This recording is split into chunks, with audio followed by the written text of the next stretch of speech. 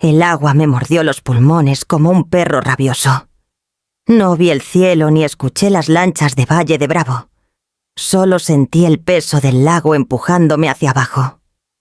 Una pared fría cerrándose sobre mi pecho.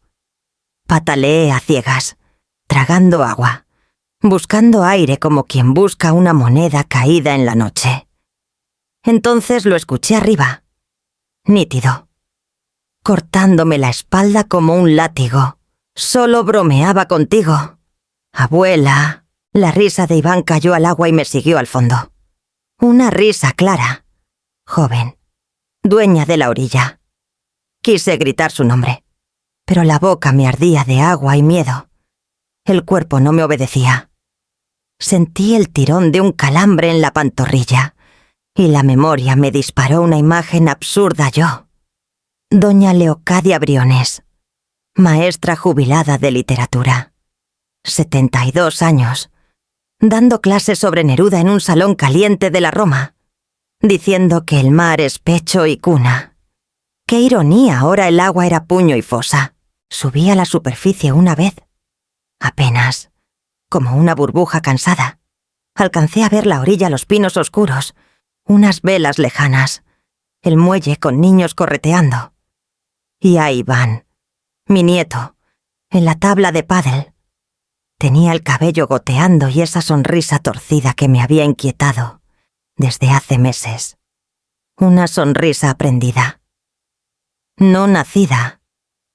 Mi corazón dijo su nombre con rabia y ternura al mismo tiempo, pero la boca volvió a llenarse de lago y me fui otra vez para abajo, pesada como piedra en costal. No sé cuánto tiempo estuve así, en la profundidad.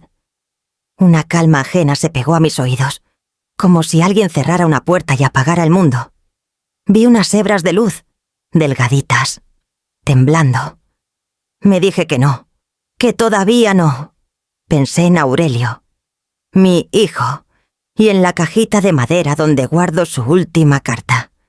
Pensé en la cafetera italiana que chilla cada mañana en mi cocina. Pensé en las jacarandas de marzo y en el olor a pan dulce que sube de la esquina. No, todavía no. Algo raspó mi antebrazo, una red, rugosa, viva. Sentí un tirón seco en el hombro, y otra vez la superficie me golpeó la cara. Tosí con ruido de animal herido. Un brazo moreno, duro como raíz, me rodeó el pecho y me jaló hacia un bote. La madera estaba tibia por el sol, y yo me aferré a ella como se agarra una a un recuerdo bueno. Aguante, doñita, no se me vaya, dijo una voz ronca. El hombre me volteó de lado y me apretó el estómago con cuidado. El lago salió de mí en chorros calientes. Lloré y tosí a la vez. Echa un manojo. Respire. Despacio. Eso es, repitió la voz, cuando pude verlo. Me topé con unos ojos de paciencia. Hilario, para servirle, dijo, y me cubrió con una chamarra vieja que olía a sal y tabaco suave.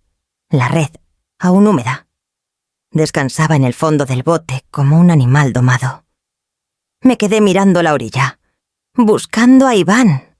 Estaba allí, de pie, con las piernas abiertas sobre la tabla, inmóvil. Lo vi hacerse pequeño a cada latido, como si el muelle lo escupiera. No corrió, no gritó, no saltó al agua a buscarme. Solo me miró. En esa mirada había algo que no supe nombrar, hasta que el corazón se me calmó alivio. Alivio de no haberse hundido él, de que el chiste no se le volteara. Me ardió la cara. Tragué saliva. Gracias, le dije a Hilario, con la voz empapada. No me va a creer, joven, pero fue mi nieto. Hilario soltó un resuello que parecía risa cansada. He visto de todo en este lago. A veces, la orilla es la peligrosa. Me ofreció un termo. El café estaba amargo, fuerte, como si la orilla entera se me hubiera metido al cuerpo. ¿Quiere que lo acerque al muelle?, preguntó. Negué con la cabeza. Más allá. Por favor, en el embarcadero de las lanchas. No quiero verlo todavía. El motorcito vibró como gato viejo. El viento me pegó la chamarra al pecho y el frío cambió de lugar. Ya no estaba por fuera. Estaba en la boca del estómago. Ese hueco donde se guardan los golpes que nadie ve. Miré mis manos. Arrugadas, con las uñas lilas del susto. Pensé en Iván con su risa de espejo, aprendida en quién sabe qué momento. Quizá el día que Elvira, su madre, lo hizo creer que el mundo se abre con empujones. Recordé escenas pequeñas, que en su día dejé pasar por cariño el empujoncito en la alberca del club. La broma pesada de esconderme las llaves. La carcajada cuando me tropecé con la alfombra. Uno dice es cosa de chavos. Iba dejando que la humedad entre por las paredes hasta que el moho se come la casa. Al llegar al embarcadero, Hilario me ayudó a subir. Mis piernas temblaron como si fueran de otro. Me sostuvo el codo con una delicadeza que me hizo pensar en Aurelio cuando niño, llevándome flores del Parque México en el bolsillo. ¿Tiene a quién llamar?, preguntó. Asentí. Quise darle dinero. Negó con la mano. Luego, si gusta, me invita a un cafecito en el mercado. Sonreí con gratitud. Me guardé su nombre como quien guarda una moneda de la suerte. Caminé despacio hasta una banca y me senté a secarme la cara con la chamarra. La gente pasaba con sus helados, sus perros, sus celulares, ajena a mi naufragio. En el lago, un destello brincó sobre el agua. Por un segundo, todo se quedó en silencio y el aire olió a pino y gasolina. Cerré los ojos y respiré hondo. No ibas a caer en el juego de Elvira, ni en la sonrisa torcida de Iván. No hoy. No así. Abrí los ojos y miré de frente la superficie lisa del lago. Lo que vi en los ojos de mi nieto no fue una broma. Fue un destello de placer. Llegué a la Roma con el cabello todavía chorreando. La ropa fría pegada al cuerpo como una segunda piel. Subí las escaleras del edificio con pasos lentos, cada uno resonando en mi pecho como si llevara una campana dentro.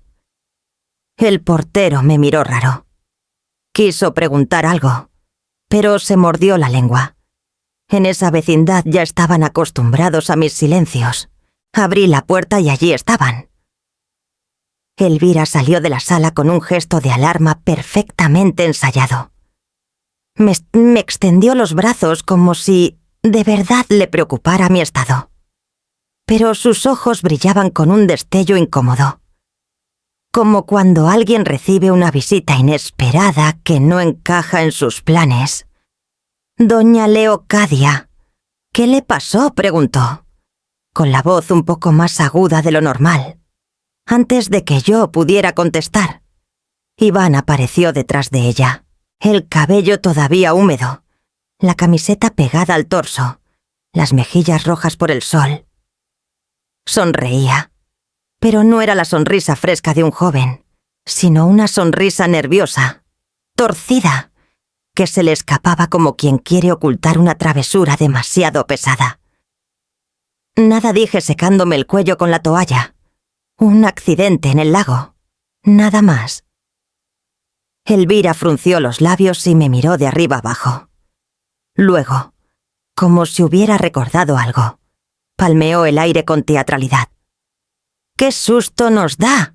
Suegra, usted debería cuidarse más. Ya no está para esos trotes». Tragué saliva y me quedé callada. A lo largo de los años había aprendido que con Elvira las palabras eran cuchillos. Uno las lanza y siempre regresan para cortarle a uno mismo. El silencio que siguió fue roto por el timbre. Elvira corrió a abrir y apareció un hombre delgado. Traje gris claro, zapatos brillosos. Lo reconocí al instante el notario Serrano. Lo había visto antes en las comidas familiares. Siempre pegado a Elvira como mosca a la miel. Saludó con una inclinación mínima. Más un trámite que una cortesía. «Buenas noches». Doña Leocadia dijo. Perdón la hora, pero traigo unos papeles que convendría dejar firmados de una vez. Para que usted descanse tranquila. Me quedé mirándolo sin responder. Sentí que el aire de la casa se volvía espeso, como si alguien hubiera cerrado todas las ventanas. Elvira lo invitó a pasar. Iván se hizo a un lado, todavía con esa sonrisita incómoda. Sobre la mesa colocó una carpeta verde con un listón. Elvira acercó una silla, exagerando la amabilidad. Serrano abrió los papeles. Los acomodó con sus dedos largos y habló con un tono de médico anunciando una receta. Son simples poderes notariales, nada complicado, solo para que Elvira pueda ayudarla a llevar la administración de la empresa, las cuentas, los trámites. Usted ya hizo bastante. Merece descansar. Descansar. Esa palabra se me quedó dando vueltas en la cabeza como mosca en frasco. Me dieron ganas de reír, pero lo que sentí fue un escalofrío. Los tres me miraban con expectativa, como si solo faltara mi firma para que todos respiraran tranquilos. Ahora no respondí con calma. Estoy cansada. Necesito bañarme y dormir. Elvira abrió la boca. Quiso insistir, pero Serrano la contuvo con un gesto suave. Como usted diga, doña Leocadia, pero le recomiendo que no tarde. Así evitamos complicaciones. Asentí, aunque dentro de mí un torbellino comenzaba a agitarse. Algo no cuadraba su prisa, sus sonrisas forzadas. La carpeta en la mesa como una trampa abierta. Elvira se levantó rápido y fue a la cocina. Escuché el silbido de la tetera, el choque de las tazas. Regresó con una bandeja, 2 pocillos y una jarra humeante. Me ofreció uno. Con esa sonrisa dulce que solo sacaba cuando tramaba algo, un té de manzanilla. Para que se relaje, dijo. Lo tomé entre mis manos frías. El vapor subió y me acarició la cara. Di un sorbo pequeño, esperando sentir el sabor de siempre, esa tibieza que calma el pecho. Pero la lengua me avisó otra cosa, un amargor extraño, un dejo metálico que no reconocí. Me ofrecieron un té de manzanilla, pero el sabor era amargo, distinto. El té humeaba entre mis manos, y el amargor todavía me rozaba la lengua como un hierro oxidado. Cerré los ojos un instante y recordé a mi madre en Guadalajara, hace tantos años, cuando yo era niña y me dolía el estómago. Ella preparaba manzanilla en una ollita de barro y, antes de dármela, siempre la probaba primero. Cuando el té está limpio, la boca se calma. Cuando está adulterado, la lengua se pone alerta. Me decía con esa seguridad que solo tienen las madres. Ese recuerdo me sacudió como un jalón de aire frío. Abrí los ojos y vi a Elvira frente a mí, con la mirada fija en mis labios, como si esperara ansiosa que yo terminara la taza. Iván fingía distraerse con el celular, pero sus dedos se movían inquietos sobre la pantalla. Demasiado rápido para estar escribiendo de verdad. Serrano hojeaba sus papeles, aunque yo sabía que su atención estaba clavada en mi mano que sostenía la taza. Levanté el pocillo y fingí un trago largo. Sonreí como si la infusión me diera alivio. Y en cuanto desviaron la vista, incliné apenas la muñeca y dejé caer el resto del líquido en la maceta de albahaca que estaba junto a la ventana. La tierra se oscureció, y un olor extraño, casi metálico, me rozó la nariz. Contuve la respiración. Gracias, Elvira. Ya me siento más tranquila, dije, acomodando la taza vacía en la mesa. Ella soltó una sonrisa pequeña, satisfecha. Serrano cerró la carpeta y la empujó hacia mí, pero volví a negarme. Mañana, cuando esté más descansada, insistí. Vi cómo se crispaban sus labios, aunque respondió con un gesto cortés. Por supuesto, Mañana será. Esa noche apenas dormí. La garganta me sabía a ceniza y el cuerpo me temblaba. No de frío, sino de coraje. En la oscuridad de mi cuarto repasé cada detalle, la insistencia con los papeles, la taza de té, las miradas cruzadas. No era una imaginación de vieja cansada. Algo se movía detrás de mí. Algo que quería empujarme hacia el silencio.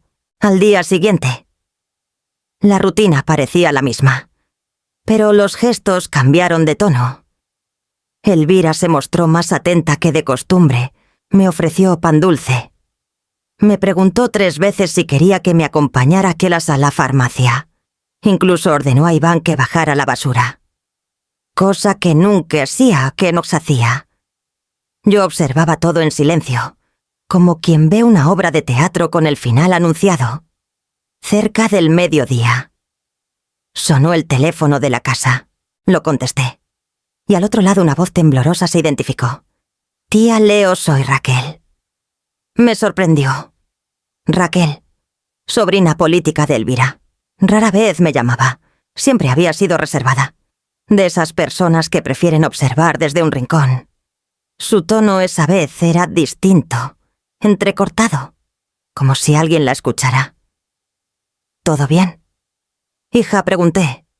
Hubo un silencio breve, apenas un respiro. Sí, solo quería saber cómo estaba usted después de lo del lago.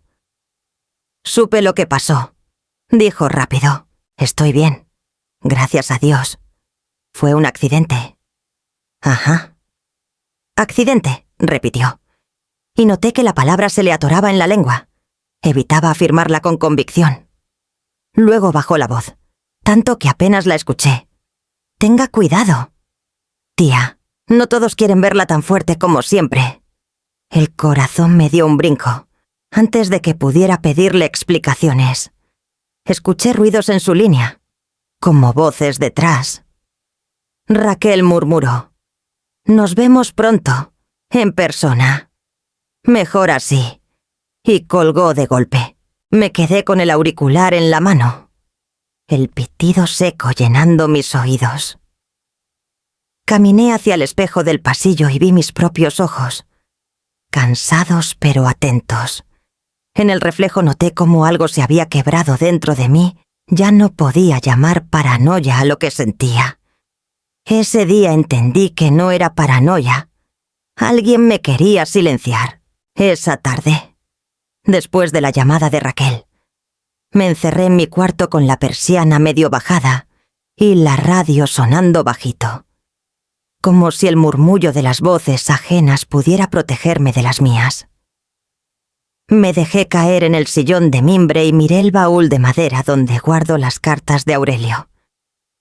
Siempre que el miedo se me agarra al pecho, vuelvo a él, porque en sus palabras está el mapa de todo lo que soy. Recordé a mi hijo como si estuviera vivo aún, su risa grave. El olor a algodón que se le pegaba en la piel desde la adolescencia.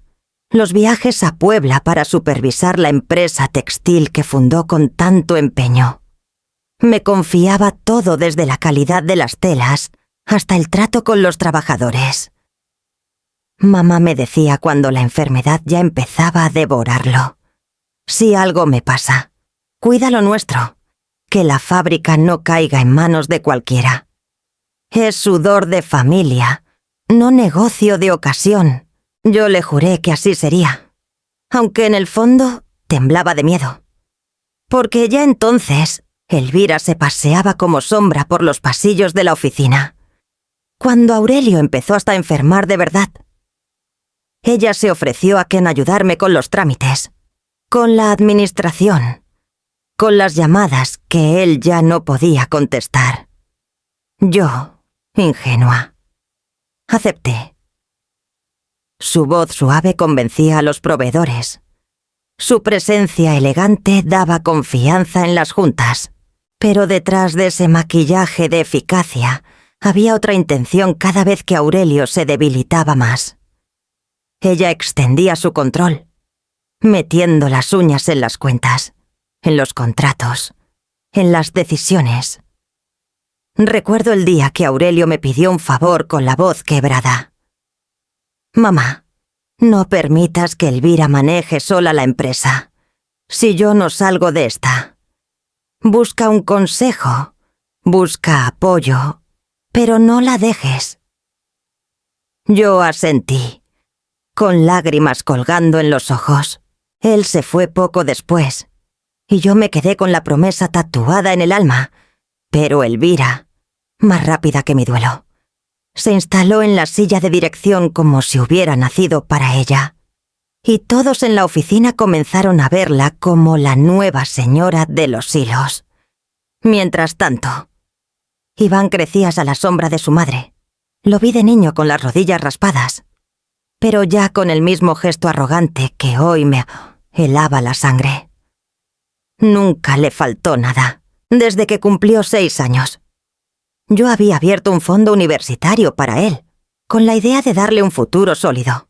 CEN 2000 a 1000 en una cuenta especial, invertidos con cuidado, que iban engordando cada año. Lo hice en memoria de Aurelio, porque él soñaba con ver a su hijo estudiar en el extranjero, convertirse en alguien capaz de dirigir no solo la fábrica, sino su propia vida. El problema fue que Iván creció sabiendo de ese dinero, y lo tomó como una garantía, no como una oportunidad. No conoció la palabra esfuerzo. Pedía y recibía celulares nuevos, viajes con amigos a Cancún, tenis de marca, cursos de verano en Canadá que usaba más para divertirse que para aprender. Yo le decía, ese dinero es para tu futuro, muchacho, no para tus caprichos. Él me contestaba con una sonrisa burlona, idéntica a la que vi en el lago. Elvira alimentaba ese ego. Déjalo, mamá me decía con tono meloso. Si Aurelio viviera, le daría lo mejor. ¿Por qué vamos a negarle nada? Es joven, tiene que disfrutar.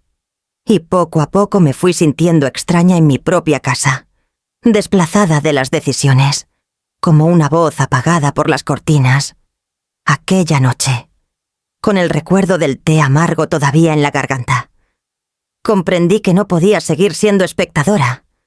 Aurelio me había pedido cuidar la empresa, y yo había fallado. Había permitido que Elvira tejiera sus hilos hasta envolvernos a todos, pero todavía quedaba un resquicio ese fondo universitario, el tesoro secreto que me había empeñado en blindar para el futuro de Iván. Lo miré con otros ojos no solo como un regalo, sino como un arma. Si ese dinero podía haber sido su camino dorado, también podía convertirse en el muro que se le cerrara en la cara. Respiré hondo. Me temblaban las manos. Pero no de miedo, sino de decisión. Ese dinero era su futuro, pero también sería mi arma secreta. La mañana siguiente desperté con la garganta reseca y el cuerpo pesado, como si todavía llevara agua del lago adentro. Caminé hasta la cocina. Me serví un café cargado y me senté frente a la mesa de madera, la misma donde Aurelio solía revisar balances. No había dormido bien. Las palabras de Raquel seguían martillándome en la cabeza.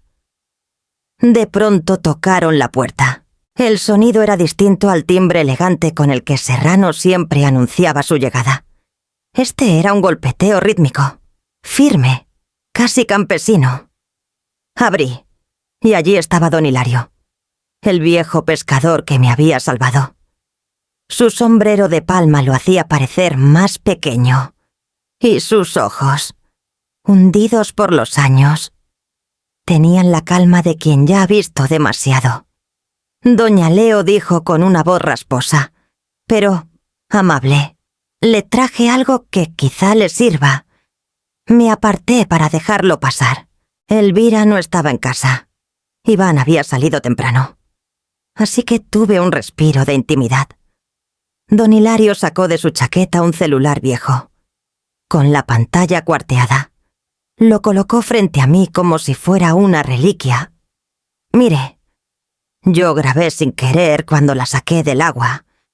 Ese aparato siempre lo cargo porque mis nietos me lo regalaron.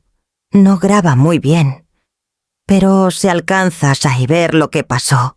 Con manos temblorosas presionó la pantalla y me mostró el video.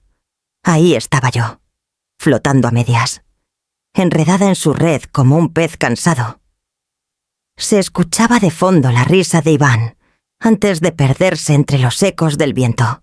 El corazón se me apretó. Ver mi cuerpo indefenso, ver el rostro satisfecho de mi nieto. Era como tragar otra vez agua helada. No sé si esto baste para algo, pero sentí que debía dárselo, añadió Hilario, mirando al suelo. Le tomé la mano y apreté con fuerza. Usted me salvó la vida 2 veces. Hilario primero en el agua. Ahora con esto.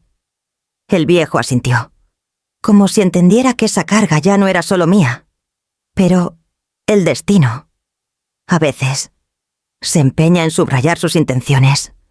Esa misma tarde, mientras trataba de calmarme, recibí un sobre deslizado bajo la puerta. Lo abrí con cautela. Era una nota escrita a mano, sin firma. Revise YouTube. Dron Valle de Bravo Accidente Lago. Encendí la computadora. Busqué y lo encontré. Un turista extranjero había publicado un video con la etiqueta México. Increíble. El dron había captado justo el instante en que Iván me empujó. Me empujaba. Se veía clarísimo mi cuerpo cayendo. El agua levantándose como cristal roto. Y él riendo con los brazos extendidos. Orgulloso de su broma. Se me erizó la piel. Tenía 2 ángulos distintos. 2 verdades que podían chocar contra la farsa que Elvira intentaba construir. Una prueba improvisada por el azar y otra por el pescador que la vida me envió. Cerré la computadora con cuidado, como si guardara un tesoro. Sentí que algo cambiaba en mi interior. Ya no era solo una anciana indefensa sobreviviendo entre intrigas familiares. Era alguien que sostenía un as bajo la manga. Un resquicio de justicia que podía activarse en el momento correcto.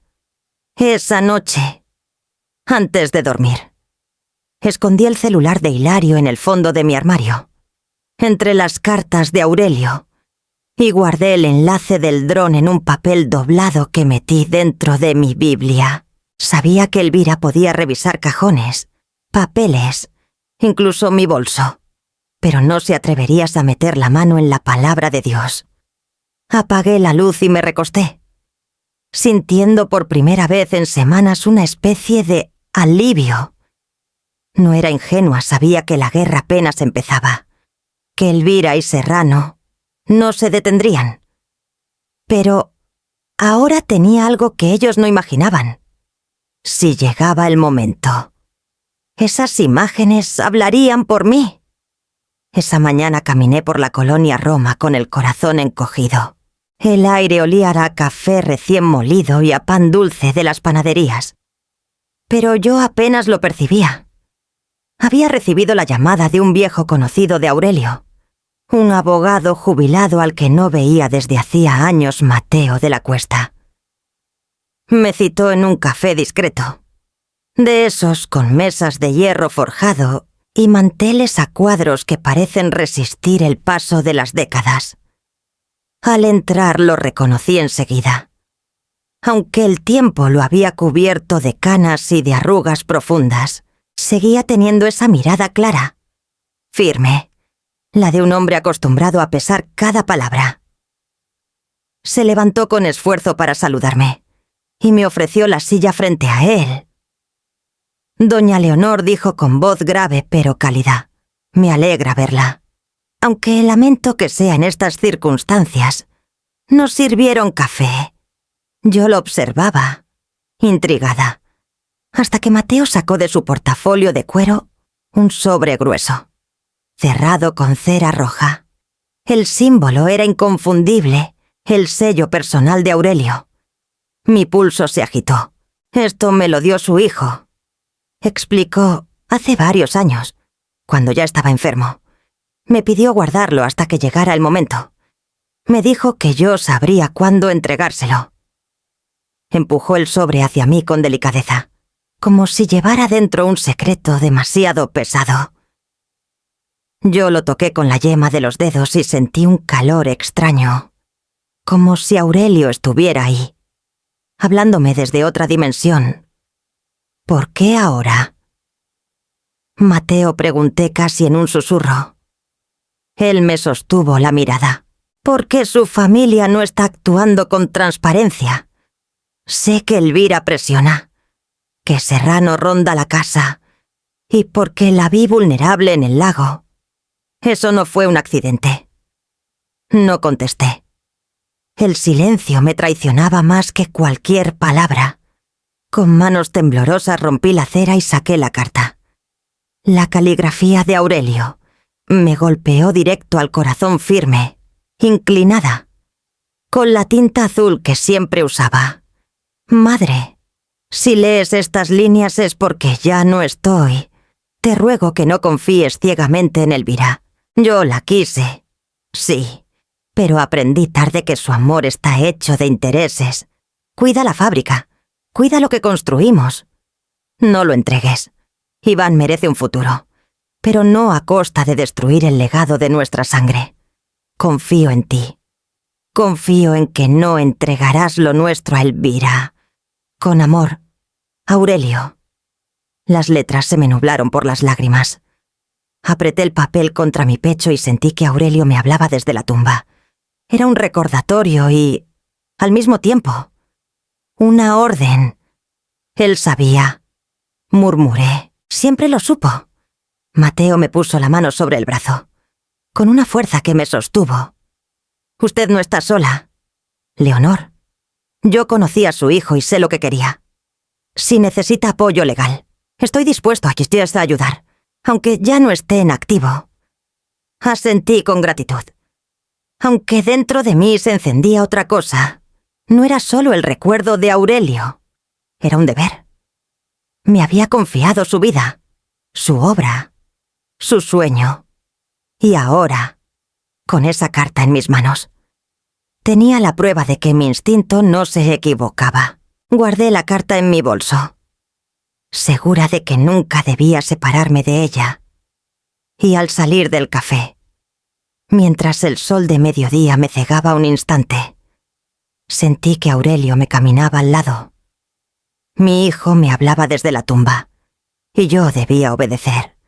Cuando guardé la carta de Aurelio en mi bolso, sentí que no había tiempo que perder. No bastaba con desconfiar ni con acumular pruebas. Debía actuar. La promesa que le hice a mi hijo ardía como hierro en el pecho. Y la imagen de Iván empujándome al lago, con esa risa cruel, se mezclaba con cada palabra escrita por su padre. Esa misma semana, con el corazón en vilo, pedí una cita con un viejo conocido, Ernesto Briones, banquero retirado que ahora trabajaba de manera independiente, asesorando a clientes de confianza. Nos citamos en una oficina discreta sobre Paseo de la Reforma, con ventanales que dejaban ver la ciudad vibrando allá abajo. Leonor me saludó con una cortesía que parecía de otra época. Hacía mucho que no nos veíamos. ¿A qué debo esta visita tan reservada? Le hablé sin rodeos. Le expliqué lo del fondo universitario de Iván, los C2000 que había creado hace años, y mi deseo de moverlos a un destino diferente. Ernesto escuchó en silencio, con las manos juntas sobre el escritorio, asintiendo apenas. Quiere proteger ese dinero, ¿verdad? Preguntó con voz grave. No, quiero transformarlo, le aclaré. No quiero que ese fondo alimente la soberbia de un nieto que ya no distingue entre amor y poder. Quiero que se convierta en esperanza para quienes sí lo necesitan, huérfanos de Jalisco. Niños que no tienen ni dónde dormir ni quien los aliente. Por un momento. Ernesto me miró como si no terminara de creerme. Luego esbozó una sonrisa leve. Siempre supe que usted era más fuerte de lo que aparenta. Leonor, se puede hacer. Claro, pero hay que hacerlo bien. Me explicó los pasos con calma. Crear un fideicomiso bajo el nombre de Fundación Briones, enmarcado legalmente como programa de becas. Los beneficiarios serían seleccionados por un comité, y mi nombre aparecería únicamente como fundadora, no como aportante directa. En otras palabras, Elvira jamás podría rastrear el dinero hacia mí, ni reclamarlo. Mientras Ernesto redactaba los documentos, mis dedos acariciaban el borde de la mesa. Sentí un escalofrío. Estaba tomando una decisión irreversible. Durante años soñé con ver a Iván estudiar con ese dinero, convertirse en un hombre de bien. Pero la vida y sus elecciones me habían mostrado otra verdad de ese fondo, que parecía su salvavidas. En realidad era mi única arma para cortar la cadena de manipulación de Elvira. Firmé los papeles con pulso firme. La tinta aún fresca parecía sellar.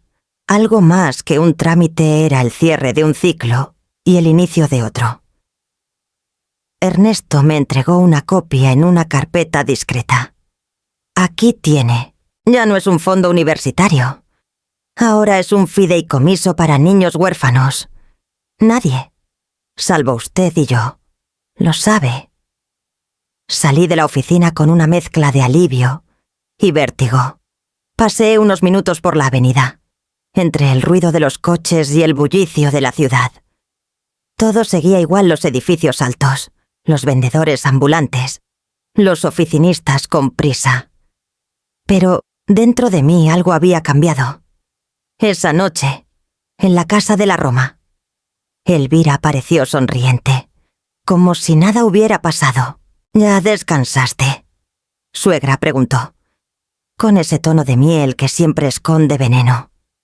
Iván, sentado frente a la televisión, apenas levantó la vista para soltar una risita nerviosa. Yo también sonreí.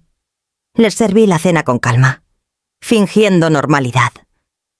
Dejé que Elvira hablara de sus planes para la empresa, de lo bien que le iría a Iván en el extranjero.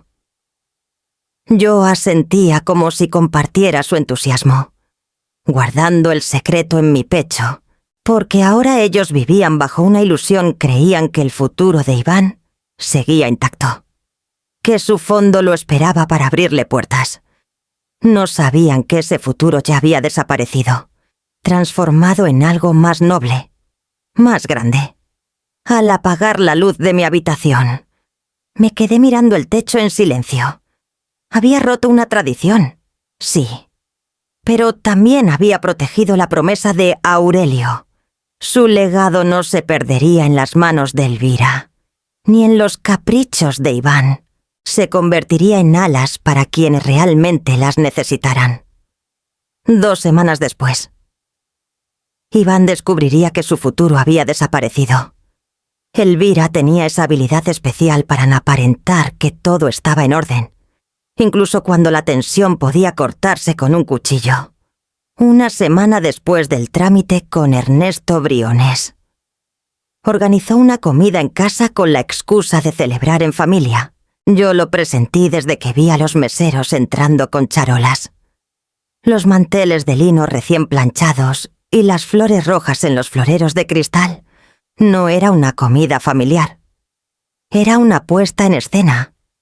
El comedor brillaba con lámparas encendidas a plena luz del día. En la mesa, copas de vino relucían bajo el candelabro, y los cubiertos parecían puestos para un banquete de boda. Iván, vestido con una guayabera blanca, ocupaba la cabecera como si ya fuera dueño de todo. «Abuela», dijo, alzando la copa antes de que empezáramos, «en 2 meses estaré en Madrid. Ya me aceptaron en un programa especial y seguro me abrirá las puertas de Europa». Lo miré despacio. Hablaba con tanta seguridad que parecía no caber en su propio cuerpo. Sonreía satisfecho, como si el mundo le debiera un aplauso. Elvira lo contemplaba con ojos brillosos, como una madre que ve coronado su proyecto personal. «Claro», hijo, respondió con tono dulce. «Todo lo que hemos hecho, todos los esfuerzos, es para ti». Yo asentí, pero por dentro sentí que cada palabra me iba cerrando la garganta. Sabía la verdad del futuro que tanto presumía ya no existía. El fondo que lo sostenía se había desvanecido en papeles legales y había renacido como esperanza para niños huérfanos. Me conmovió la ironía mientras él hablaba de Madrid. Había decenas de pequeños en Jalisco que pronto tendrían una beca gracias a lo que él nunca supo valorar. La comida transcurrió entre platillos sofisticados, crema de espárragos, filete con salsa de vino, postres franceses. Todo parecía perfecto, pero debajo de la mesa mi pie temblaba sin control. En un momento, el notario Serrano se aclaró la garganta. Su voz retumbó con esa autoridad disfrazada de cortesía, doña Leonor. «Aprovecho que estamos reunidos para recordarle los documentos pendientes. Entiendo que aún no ha firmado el poder notarial. Créame, sería un alivio para usted descansar de tantas gestiones». Elvira le lanzó una mirada cómplice, como quien da una señal en un teatro ensayado. Iván sonrió nervioso, aunque su risa se apagó rápido cuando notó que yo no contestaba. Yo dejé la copa en la mesa y respiré profundo. He vivido más de 70 años sin necesitar que nadie decida por mí. No veo por qué debería empezar ahora. Elvira trató de suavizar la tensión, inclinándose hacia mí. «Suegra, solo queremos lo mejor para usted. Imagínese, sin preocupaciones, viviendo tranquila». La miré fijamente. No respondí. Mi silencio fue más duro que cualquier palabra. Raquel, que hasta entonces no había abierto la boca, jugaba con el tenedor sin probar bocado. Su incomodidad era evidente. Yo la observé un instante y confirmé mis sospechas. Sabía más de lo que decía, pero el miedo la mantenía atada. La sobremesa se alargó. Serrano insistió un par de veces más. Elvira llenaba las copas en cada oportunidad, e Iván repetía su discurso de grandeza. Yo me sentía dentro de una jaula de oro, paredes hermosas, vajilla brillante, rostros sonrientes, pero barrotes al fin. Entonces decidí algo simple: no mostrar ni un rasgo de debilidad. Si querían verme rendida, lo único que obtendrían sería mi sonrisa. Alcé la copa y brindé con ellos. Por el futuro, dije con voz firme. Todos respondieron al unísono. Por el futuro. Las copas tintinearon con fuerza, como si celebraran una victoria que ya tenían asegurada. Nadie sospechaba que yo ya había movido las piezas, que el tablero no era el que ellos imaginaban. Me llevé la copa a los labios. Fingí un sorbo y la volví a posar sobre el mantel. Sentí una oleada de calma. Ellos creían que brindaban por Madrid, por viajes, por lujos. Yo brindaba por algo mucho más grande: la dignidad recuperada, la promesa de Aurelio y la certeza de que no volverían a usarme como moneda de cambio. Brindamos, sin que supieran que yo ya había vaciado la copa de su futuro. Esa madrugada me levanté en silencio, incapaz de conciliar el sueño. La cena organizada por Elvira todavía me quemaba en la memoria, copas tintineando. Iván presumiendo un futuro que ya no existía. Serrano rondando como cuervo. Caminé descalza hasta la cocina en busca de un vaso de agua. La casa estaba en penumbras, pero un murmullo me detuvo en seco. Seguí el sonido y lo encontré detrás de la puerta entreabierta del estudio. Era Raquel. Tenía el celular en la mano, la otra apretando con fuerza un pañuelo arrugado. Su voz, quebrada por el llanto, me heló la sangre. «Se lo ruego», susurraba entre sollozos. Si no obedezco, mi hija se muere. Me quedé petrificada. La escena parecía arrancada de una pesadilla. No quise interrumpirla. Me escondí en la penumbra, escuchando con el corazón al galope. Ya firmará. Yo la convenceré. Continuó, bajando aún más la voz. Pero no le hagan daño. Por favor, se lo suplico. Colgó. Entonces se desplomó en la silla, el rostro hundido entre las manos. El llanto silencioso le sacudía los hombros. Nunca la había visto tan vulnerable. Siempre pensé que guardaba distancia por conveniencia, por indiferencia, pero esa noche comprendí que había una cadena invisible sujetándola. Me retiré con pasos ligeros, procurando no hacer ruido. De regreso en mi habitación, repasé cada palabra. Si no obedezco, mi hija se muere. ¿Quién podía tener un poder tan grande sobre ella? La respuesta llegó sola. Elvira, a la mañana siguiente, mientras desayunábamos, la observé con atención. Raquel apenas probaba el café. Sus ojos estaban hinchados, la mirada perdida. Elvira hablaba sin parar de viajes y negocios, fingiendo que todo era un juego de salón. Yo ya conocía su teatro sonrisas que escondían cuchillos. Poco a poco, las piezas encajaron. Elvira había encontrado la manera perfecta de manipularla, un expediente falso. Algo relacionado con la hija de Raquel. Seguramente un montaje que la hacía sentir culpable o vulnerable. Si Raquel no obedecía, si no me presionaba para firmar, Elvira la hundiría. Recordé la forma en que evitaba mis ojos en la mesa. Sus silencios cargados de miedo. No era indiferencia, era terror. Un terror que Elvira usaba como látigo. Ese día, al cruzarnos en el pasillo, la detuve con suavidad. Raquel, dije, si alguna vez necesita hablar, yo estoy aquí. Me miró, y en su mirada había un torbellino de emociones, sorpresa, alivio, desconfianza. Pero enseguida bajó la cabeza y siguió de largo. Me quedé allí, con el corazón apretado. Comprendí que Raquel era una pieza más en el tablero, atrapada por los hilos venenosos de Elvira, y lo que parecía frialdad era, en realidad, una lucha silenciosa por sobrevivir. Me encerré en mi cuarto y volví a abrir la carta de Aurelio. Sus palabras resonaban como un eco. Confío en que no entregarás lo nuestro a Elvira. Ahora entendía que no solo debía proteger lo nuestro, sino también a quienes estaban siendo usados como rehenes de su ambición. Me pregunté en voz baja, ¿Raquel era mi enemiga o la prisionera más grande de Elvira? Los días siguientes fueron una coreografía ensayada por Elvira y Serrano.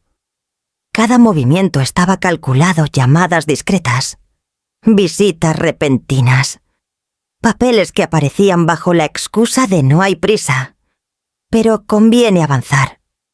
Yo ya conocía el libreto. Elvira quería exhibirme como una anciana frágil, incapaz de tomar decisiones. Y Serrano sería el notario cómplice que sellaría su victoria.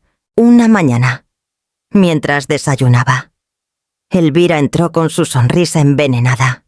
Suegra, Serrano ha preparado una reunión con algunos accionistas de la empresa. Nada formal, solo un ensayo para que todos vean que usted está tranquila y de acuerdo. Lo dijo con la misma dulzura con la que alguien ofrece veneno en un vaso de leche. Asentí con serenidad, fingiendo ignorancia. Está bien, respondí. Será bueno ver caras conocidas. Ella sonrió satisfecha. Sin notar el fuego que me ardía por dentro, la tarde de la junta, Serrano llegó con su portafolio de piel, acompañado de dos hombres trajeados que se presentaron como inversionistas. En la sala, los muebles brillaban como si esperaran a un rey. Elvira organizó cada detalle: copas de vino, canapés, flores frescas. Yo me sentí en medio de un escenario, Una actriz forzada a interpretar el papel de abuela confiada. Doña Leonor empezó Serrano, con voz grave. Estos caballeros están interesados en el futuro de la empresa. Si usted da su aval, todo será más sencillo. Me miró como quien estudia a un animal enjaulado. Yo bajé la vista, fingiendo titubear. Lo que no sabían era que cada gesto de ellos quedaba grabado en mi memoria como una cámara silenciosa. Claro, musité, con voz apagada. Si es para descansar. Confío en ustedes. Los hombres intercambiaron miradas rápidas. Elvira se inclinó hacia mí y me ofreció otra taza de té de manzanilla. La acepté, la llevé a los labios y fingí beber. Sabía bien que cualquier día podía volver a intentar adormecerme. Dejé el resto en la mesa, sin que nadie lo notara, mientras todos hablaban de números y planes. Yo pensaba en lo que había guardado en secreto. Cada una de esas piezas era como una daga escondida bajo mi abrigo. No tenía prisa por usarlas, pero en el momento justo cortarían las máscaras. Al terminar la reunión, Serrano colocó un documento frente a mí. No tiene que firmar ahora, pero sería ideal que lo hiciera cuanto antes. Tomé la pluma. Sentí los ojos de todos fijos en mí. Mis manos temblaban, pero no de miedo, sino de contención. Dibujé unas líneas sobre el papel, como si revisara con cuidado. Luego dejé la pluma. Lo pensaré. Elvira fingió paciencia, aunque sus labios tensos la traicionaban. Serrano cerró el portafolio con calma fingida, pero yo vi la molestia en sus ojos.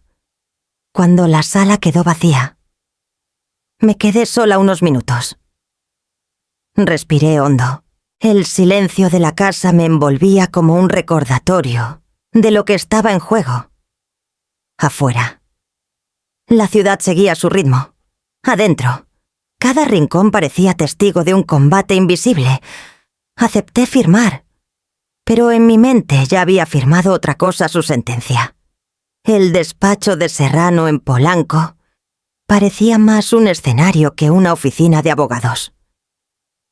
Las paredes estaban cubiertas de estanterías repletas de códigos encuadernados en piel, como si fueran reliquias.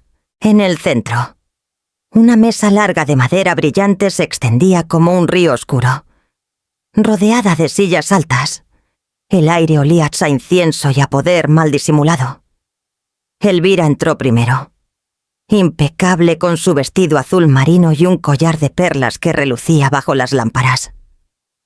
Caminaba erguida, con la seguridad de quien cree que ya ganó. Iván iba detrás, con su sonrisa ansiosa de muchacho que nunca supo lo que costaba ganarse algo por sí mismo. Se acomodó frente a mí, tamborileando con los dedos sobre la mesa, como si contara los minutos que le faltaban para recibir la herencia disfrazada de papeles. Serrano aguardaba al fondo, con su portafolio abierto y los documentos dispuestos como cartas de un truco. Saludó con su voz grave, untuosa, y de inmediato indicó dónde debía sentarme. Yo obedecí con calma, sintiendo las miradas de todos encima. El acto estaba coreografiado. Elvira tomó la palabra, fingiendo ternura a Leonor. Usted ya ha vivido suficiente desgaste. Estos trámites solo buscan protegerla, para que no tenga que preocuparse de nada. Es por su bien, créame. Sus palabras eran un teatro ensayado, hasta en el más mínimo gesto. Acariciaba mi mano como si fuera un gesto de cariño, pero yo sentí el hierro de su control. Serrano asintió, abriendo uno de los documentos. Con esta firma, usted delega las gestiones. Nada más. Yo me encargaré de que todo se respete. Iván sonrió de oreja tras oreja. Ya ve, abuela, con esto, yo puedo encargarme de la empresa mientras usted descansa. Imagínese, usted viajando, sin preocupaciones. Lo miré y pensé en Aurelio. Si estuviera vivo, no reconocería en su hijo más que la sombra torcida de lo que alguna vez soñó. Recordé la carta sellada, las palabras escritas con su puño. «Confío en que no entregarás lo nuestro a Elvira». Y sentí de nuevo el peso de su voz desde la tumba. Los documentos estaban frente a mí. La pluma descansaba sobre un portaplumas de plata. Todo estaba dispuesto como si fuera una ceremonia solemne. La luz de la tarde entraba por el ventanal, iluminando la mesa como un altar donde yo debía sacrificar mi voluntad. Elvira me observaba con una sonrisa apretada, como quien espera que un truco termine en aplauso. Serrano aclaró la garganta. «Doña Leonor, solo falta su firma». Me quedé inmóvil, mis dedos acariciando la pluma. Sentí la tensión en mi nuca, la respiración contenida de Iván, el temblor apenas perceptible en las manos de Raquel, que se había sentado al fondo, casi escondida. Ella no dijo nada, pero sus ojos buscaban los míos con una súplica muda. El silencio se hizo más pesado que cualquier discurso. Yo respiré hondo. Fingí titubear, como si dudara de mi propia fuerza. Levanté la pluma con lentitud. La punta rozó el papel, dejando apenas una sombra de tinta en el borde. Todos se inclinaron hacia adelante, expectantes, como si estuvieran a punto de presenciar la caída del telón. Tomé la pluma, la punta tocó el papel, y entonces levanté la mirada. El murmullo de la sala se apagó en cuanto dejé la pluma sobre la mesa. Elvira estiró la mano como para animarme a firmar, pero yo ya había tomado otra decisión. De mi bolso saqué una pequeña memoria USB, negra, sencilla, apenas del tamaño de un dedo. La sostuve en alto y la miré fijo a los ojos. «Antes de firmar, quiero mostrarles algo», dije con calma. Elvira arqueó una ceja, irritada. Serrano trató de mantener la compostura, pero sus dedos tamborileaban contra la mesa. Iván se cruzó de brazos, confiado, como quien piensa que nada puede ensuciarle la fiesta. Me levanté despacio y caminé hasta la pantalla que Serrano usaba para sus presentaciones de gráficos y balances. Conecté la memoria al puerto y, en segundos, el video empezó a reproducirse. La imagen temblorosa de un celular mostró el lago de Valle de Bravo. Se escuchaba el viento, el agua golpeando las rocas. Y de pronto, ahí estaba yo, caminando por el muelle, sonriendo apenas. Un segundo después, la cámara captó a Iván acercándose por detrás. Su voz se escuchó clara, juvenil, con un tono burlón. «Ándale, abuela», y el empujón.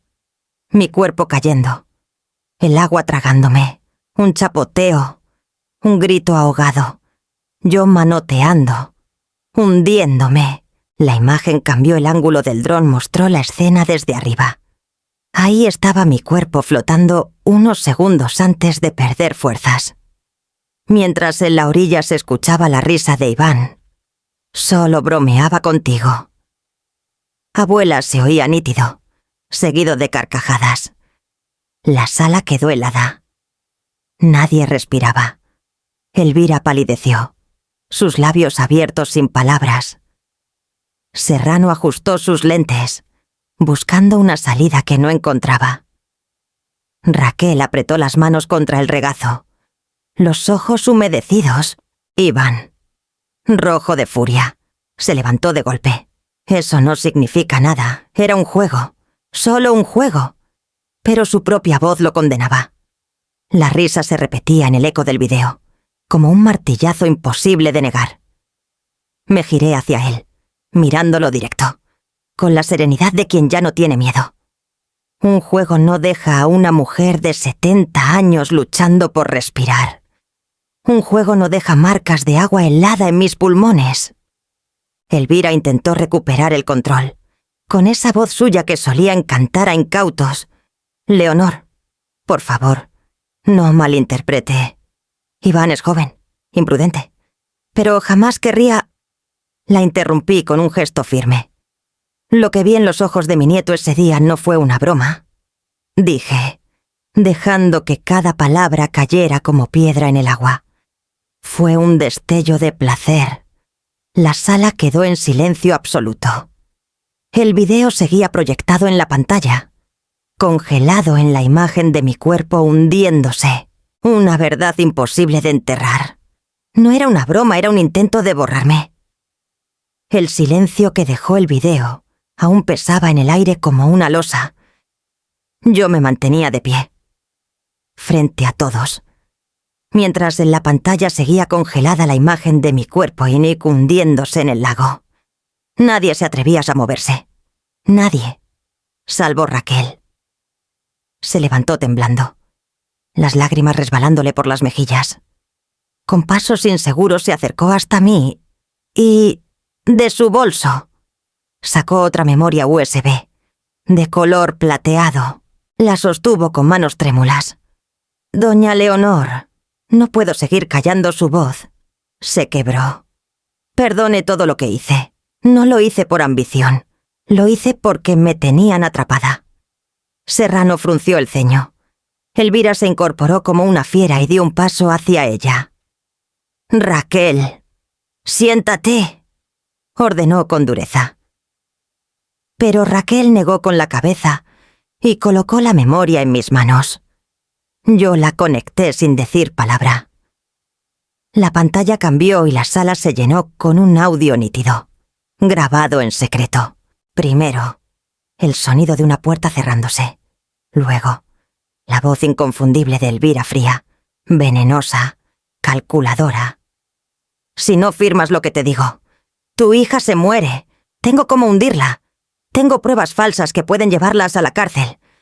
No me obligues a usarlas». Elvira palideció, sus ojos abiertos como si hubieran visto un espectro. Serrano intentó levantarse para detener la reproducción, pero en ese instante intervino Esteban, su joven secretario. Nunca lo había notado en la oficina, un hombre discreto, de lentes y voz apagada. Esa tarde, sin embargo, se transformó. «No, licenciado», dijo firme, poniéndose frente al proyector. «Ya estuvo bueno. Yo mismo ayudé a preparar esos expedientes falsos. Y me arrepiento. No voy a permitir que borren esta prueba». La sala entera contuvo el aliento. Elvira lanzó un grito agudo y trató de arrebatarme la memoria, pero Esteban la detuvo, bloqueando con su cuerpo. «Se acabó. Señora, usted no va a tocar más estos documentos». En la grabación, la voz de Elvira continuaba, como cuchillos clavándose en la conciencia de todos. «Tu hija no importa, Raquel. Lo único que importa es que Leonor firme. Y si tengo que usarla como moneda de cambio, lo haré». Elvira gritó. «¡Eso es mentira! Manipularon ese audio». Pero nadie la creyó. Su tono histérico contrastaba con la seguridad con la que Esteban relataba lo que había visto. Raquel lloraba a moco tendido, las manos en la cara, confesando. «Me obligó. Me tenía con la soga al cuello. Yo sentí cómo la verdad, al fin, comenzabas a desnudar a cada uno». Serrano bajó la cabeza, derrotado, consciente de que su socio secreto había volteado la balanza. Y entonces, la frase final de la grabación cayó como veneno en medio de la sala. «Sin dejar dudas, si no firmas. Tu hija muere». La voz de Elvira llenó la sala como veneno. La sala parecía un tribunal improvisado. El silencio era tan denso que podía cortarse con un cuchillo. El video del lago y la grabación de Elvira seguían proyectados en la pantalla, como testigos incorruptibles de la traición. Serrano se enjugaba el sudor de la frente con un pañuelo arrugado. mientras los accionistas, incómodos, comenzaban a murmurar entre sí. De pronto, uno de ellos, don Ramírez, viejo socio de Aurelio, de voz ronca y carácter duro, golpeó la mesa con el puño. «Ya basta de farsas», exclamó. «¿Qué clase de porquería es esta?» Serrano. Todos giraron hacia el notario. Serrano intentó responder, pero su voz le salió quebrada. Yo solo cumplía órdenes. ¿Órdenes de quién lo increpó otro accionista? Los ojos del notario se desviaron hacia Elvira. Ella lo fulminaba con la mirada, exigiéndole silencio. Pero Serrano ya no tenía escapatoria. Fue bajo presión, confesó al fin. Derrumbándose en su silla, yo falsifiqué los papeles de poder notarial. Cambié cláusulas de contratos, todo siguiendo instrucciones de Elvira. Un murmullo de indignación recorrió la mesa larga. Algunos accionistas se levantaron de sus asientos. Otros movían la cabeza con rabia. La autoridad de Serrano, antaño incuestionable, se derrumbaba como un edificio carcomido por dentro. Elvira golpeó la mesa con la palma abierta. «Mentira. Él miente para salvarse». Pero la evidencia era demasiado clara. La memoria, USB, el testimonio de Esteban, la voz grabada de Elvira. Todo encajaba como piezas de un rompecabezas siniestro. Uno de los inversionistas más jóvenes, la licenciada Ortega, se puso de pie y habló con frialdad. «Propongo suspender de inmediato este acto. Lo que aquí se ha revelado amerita una investigación formal». Los demás asintieron. Serrano intentó levantarse, pero sus piernas temblaban. Yo lo observé, con la calma que se adquiere después de sobrevivir a la muerte. En ese instante, la puerta del despacho se abrió. El sonido de botas firmes resonó en el piso de mármol. Varios policías locales entraron en fila, encabezados por una mujer de cabello corto, uniforme azul impecable y una mirada que no admitía discusión. Detrás de ella apareció Dolores, mi amiga de toda la vida, con un gesto sereno. Fue ella quien había movido los hilos en silencio. «Perdona que no te lo dijera antes», Leonor me dijo en voz baja, acercándose, «pero sabía que este momento llegaría y no podías enfrentarlo sola». Elvira se puso de pie, desafiante. «No tienen derecho a irrumpir aquí. Este es un asunto privado». La oficial respondió con calma, pero con un filo que cortaba el aire. «Cuando hay amenazas de muerte y fraude millonario». «Señora, ya no es privado. Es un delito». Los accionistas guardaron silencio. Algunos incluso dieron un paso atrás. Conscientes de que todo se había salido de control, la oficial levantó la mano hacia uno de sus hombres. «Resguarden los documentos y cierren esta sala. Nadie se mueve sin que quede registrado». Elvira intentó acercarse a Serrano, quizá para arrancarle algo más, pero Esteban se interpuso nuevamente. «No, señora, hasta aquí llegó su poder». Vi en sus ojos, por primera vez, un brillo de dignidad, y entendí que, aunque había sido cómplice, ese instante marcaba su redención. El murmullo de los accionistas se apagó. Nadie se atrevía a levantar la voz. La mesa, que horas antes parecía un altar para sacrificar mi voluntad, se había convertido en un escenario donde la verdad brillaba sin máscara. Yo respiré profundo. El corazón me golpeaba el pecho, pero no de miedo, sino de certeza. Todo lo que había guardado en silencio, los videos, la carta de Aurelio, las memorias USB, había salido a la luz. El poder ya no estaba en sus manos, estaba en la verdad que todos escucharon. El murmullo de los accionistas todavía flotaba en el aire cuando escuché una voz conocida detrás de mí. ¿Qué está pasando aquí?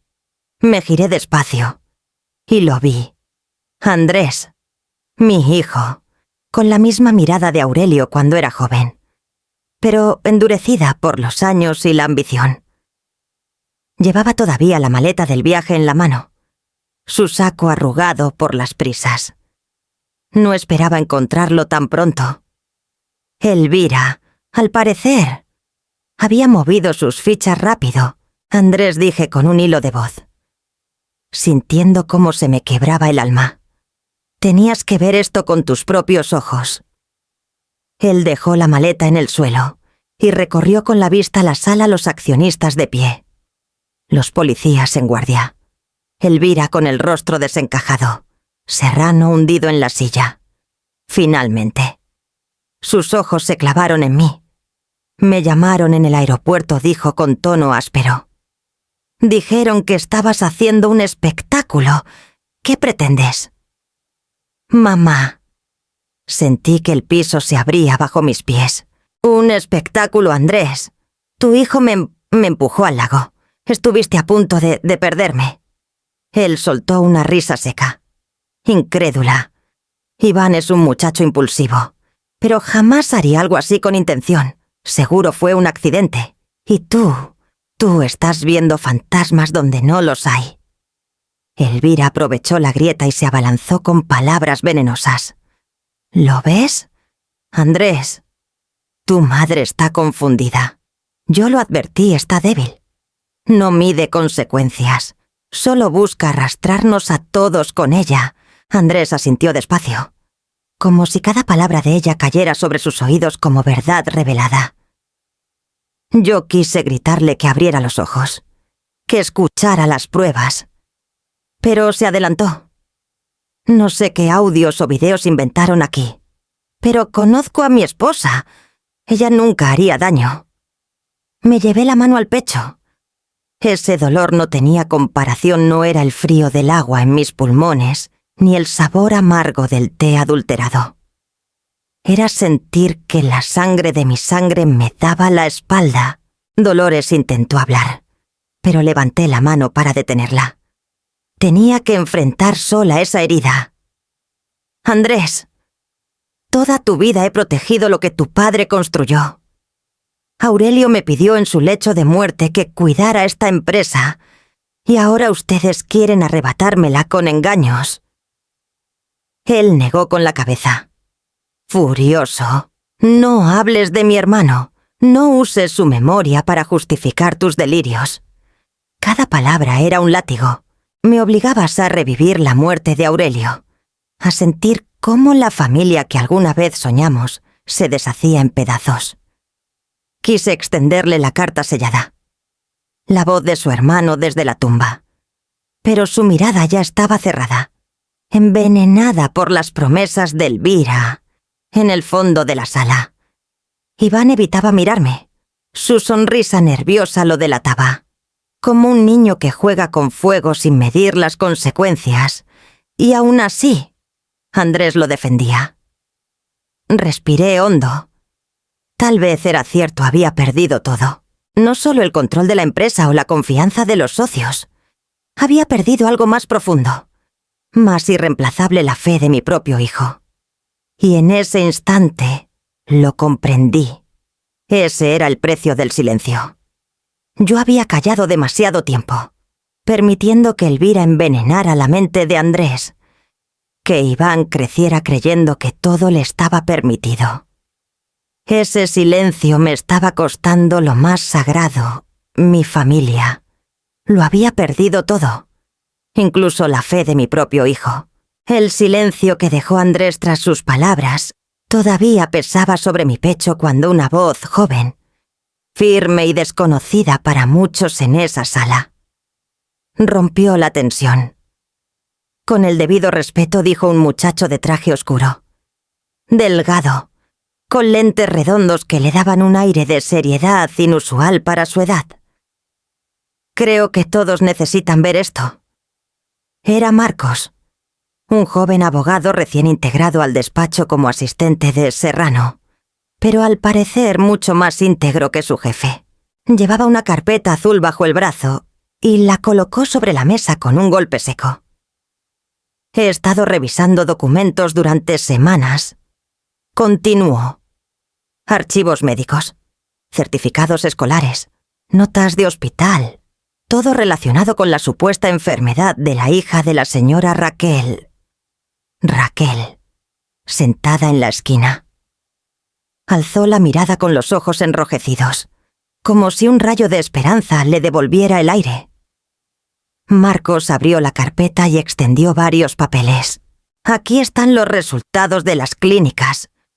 Ninguna institución reconoce haber atendido a la niña por la enfermedad terminal que se mencionó. Los certificados que se presentaron, levantó uno para que todos lo vieran, son falsificados. Un murmullo recorrió la sala. Algunos accionistas se inclinaron hacia adelante para mirar los sellos borrosos. Las firmas mal copiadas. Raquel apretó las manos contra su pecho y las lágrimas le rodaron por las mejillas.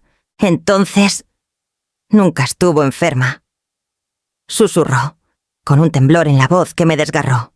Elvira se levantó de golpe, como un resorte a punto de romperse. «¡Cállate!». «Muchacho insolente», gritó, pero su voz ya no tenía la misma autoridad. Marcos no se detuvo. Su voz era clara. «¡Inapelable!». No solo eso. El acta de nacimiento de la niña fue alterada. El apellido paterno no coincide con ningún registro válido. Raquel me miró, aterrada, como si el suelo se deshiciera bajo sus pies. Yo quise extenderle la mano, pero Elvira avanzó primero, con una furia que la transformaba. «¡Basta!», ya exclamó, y su voz retumbó en las paredes del despacho. Todos la miramos. Su rostro estaba desencajado, el maquillaje corrido, los ojos rojos de rabia y de un miedo que ya no podía esconder. Serrano intentó tocarle el brazo para detenerla, pero ella lo sacudió con violencia. «¿Quieren la verdad?», dijo con un tono casi histérico. «Pues la tendrán». El silencio fue absoluto. Ni un suspiro se atrevió a interrumpirla. «Sí, la niña es mía», escupió, con una mezcla de orgullo y desprecio. «Mi hija ilegítima. No del pobre Andrés ni de ningún hombre decente. Es fruto de un amante que tuve cuando Aurelio aún vivía».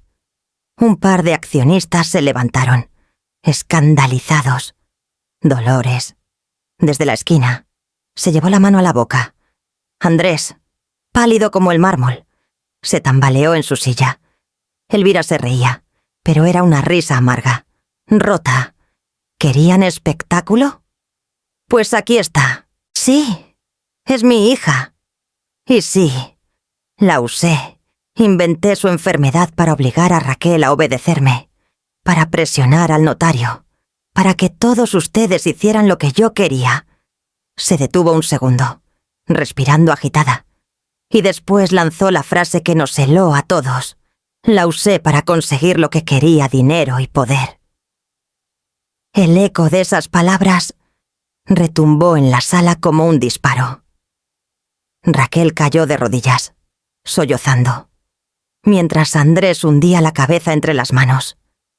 Incapaz de procesar lo que escuchaba, Serrano se dejó caer contra el respaldo, derrotado, como si todo el peso de su complicidad lo aplastara.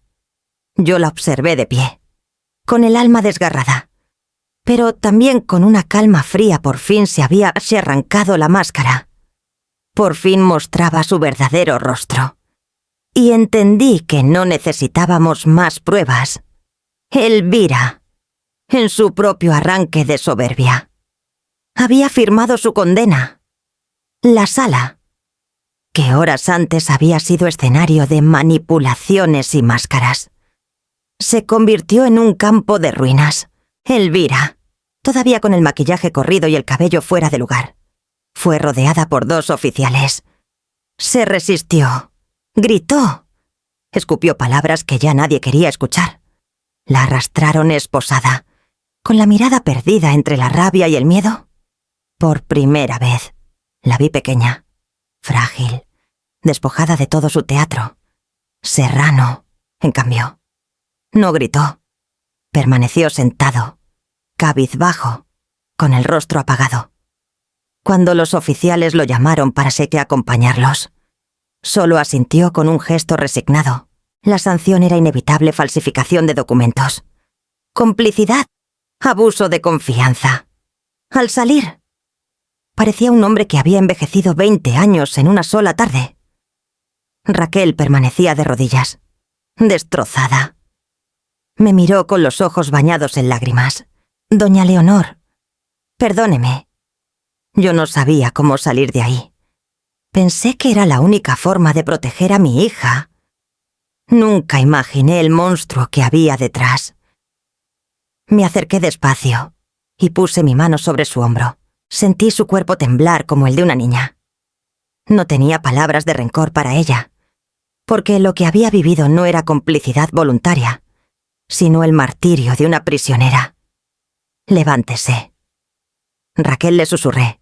«El perdón empieza por una misma». Andrés, mi hijo, estaba apartado, sentado con la cabeza hundida en las manos. Su silencio era más doloroso que cualquier acusación. Finalmente levantó la mirada, y en sus ojos vi la derrota de un hombre que había confiado en el lugar equivocado. «Madre». Su voz era ronca. Fui ciego y cobarde. Defendí a la mujer equivocada. Te juzgué sin escuchar. Lo vi derrumbarse ante mí, con los hombros pesados por una culpa que no sabía cómo lavar, y aunque parte de mí quería abrazarlo, otra parte estaba demasiado herida para hacerlo en ese momento. Había perdido la fe de mi propio hijo cuando más la necesitaba, y eso era una herida que no se cerraría fácilmente. El resto de los presentes guardaba silencio. Incapaces de romper la atmósfera amarga que nos envolvía, el murmullo de las calles de Polanco apenas llegaba desde afuera, como recordándonos que la vida seguía, indiferente a nuestro drama. Yo respiré hondo. No sentí triunfo, ni gloria, solo cansancio, un peso en el pecho que tardaría mucho en disiparse. La verdad había salido a la luz. Sí, pero a un precio demasiado alto. Pasaron 14 días que parecieron años. El eco de la confesión de Elvira todavía rondaba en mi memoria, pero la vida, obstinada, se empeñaba en seguir adelante. El primer golpe lo recibió Iván. Una tarde gris, cuando aún quedaban restos de la tormenta moral que habíamos vivido. Escuché el portazo en la casa. Iván irrumpió con el rostro desencajado, agitando su celular como si fuera un arma. «Abuela», gritó. «¿Qué significa esto? Mi fondo, mi dinero». Ya no está. Elvira no estaba para defenderlo. Y Andrés se limitó a cerrar los ojos, incapaz de enfrentar la furia de su hijo. Yo lo miré serena, con la calma que se cultiva después de haber sobrevivido a lo impensable. «Ese dinero nunca te perteneció». Iván, le dije despacio. «Era un regalo condicionado, un futuro que dependía de tu respeto. Lo perdiste el día que me empujaste al lago». Su rostro enrojeció. Sus labios temblaron. Por primera vez vi miedo en sus ojos. No por la falta de amor, sino por la ausencia de privilegios. Corrió hacia su cuarto y golpeó la puerta. Y yo entendí que la vida, tarde o temprano, cobra sus cuentas. La noticia no tardó en circular. La Fundación Briones se presentaba en sociedad, con un auditorio pequeño en la colonia Roma. Anuncié el proyecto que Aurelio me había pedido: proteger becas para huérfanos en Jalisco. Jóvenes sin oportunidades que merecían un futuro distinto. Hablé de mi hijo, de su legado, y de cómo ese fondo universitario de C2000 ahora nutriría decenas de sueños. No uno solo. Las cámaras grabaron. Los periodistas tomaron nota. Y en medio de ese bullicio yo sentí la presencia de Aurelio, como un susurro en el aire. Gracias, madre, Raquel. Entretanto, vivió su propia liberación. Con la caída de Elvira, los documentos falsos fueron anulados. La jueza le otorgó la custodia legal de la niña. Esta vez sin cadenas, sin amenazas, la vi abrazar a la pequeña a la salida del tribunal, llorando de felicidad, como si recuperara algo que le había sido arrebatado por años. Esa tarde me dijo: ahora sí puedo ser madre de verdad. 2 visitas cerraron mi círculo. Mateo, mi viejo colega, vino con su andar pausado y la serenidad de quien cumplió su palabra. Aurelio confió en usted. Leocadia. Y usted no lo defraudó, me dijo. Con una sonrisa que me devolvió fe en la lealtad. Y don Hilario, el pescador que me sacó del lago, llegó con una bolsa de tamales de su esposa. No todos los héroes llevan corbata, rió, y yo lo abracé como a un hermano. Al caer la noche, mientras la casa en la Roma se llenaba de un silencio distinto, menos hostil, más humano, comprendí que ya no estaba sola. Había perdido mucho. Sí, pero había ganado algo más importante, un círculo verdadero, construido no por sangre, sino por lealtad. Me senté en el balcón y miré las luces de la ciudad.